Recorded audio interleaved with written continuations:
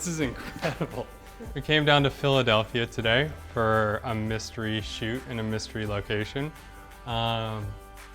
It's this beautiful woodworking studio that has just unbelievable natural light and tall ceilings.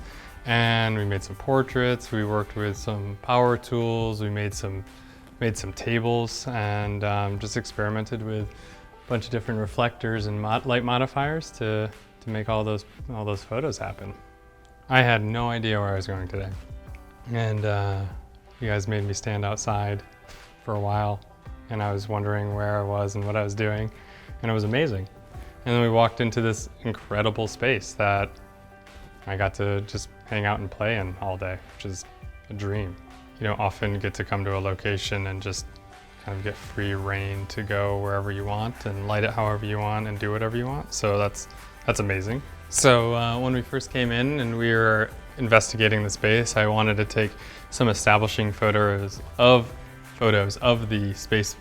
So I just went around taking tight and wide frames of just beautiful layers in here. There's workbenches and tools and everything, and they're just all monochrome, like I said earlier this morning. And I just thought that those would be really beautiful establishing photos. As a photographer, you have a vision of how you would photograph a space, but then in this scenario, I would say that Michelle is my client, right? And so she's doing a rebranding. So I need to see what she wants, the direction she wants to go, and her color palettes of her website and her vision of things. Making a shot list in my mind of like overarching shots and detail shots that I started noticing, and portraits that I wanted to make and where I wanted to make them. After some conversation, we decided that we needed tight shots of hands and full body portraits and portraits of and shots of the tools working. And so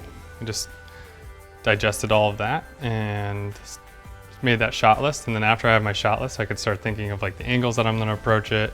And that's the priority. And in between those shots, I can always make other shots. Behind me, I don't know if you can see it in the shot, but there is this giant window, and there's a workbench just inside the giant window.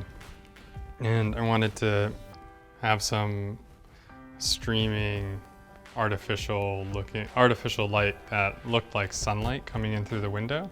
And so we boomed up the light really high and having it come down at a 45-degree angle through the window from the outside.